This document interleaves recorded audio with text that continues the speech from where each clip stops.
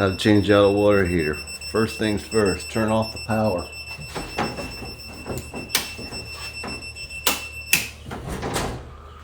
Shut off the water. When it's crossways, that means it's off. When it's going even with the pipe, it means it's on. Drain the water. Then you cut your pipes. As long as you got your disconnect on there, this is the only one you should have to cut.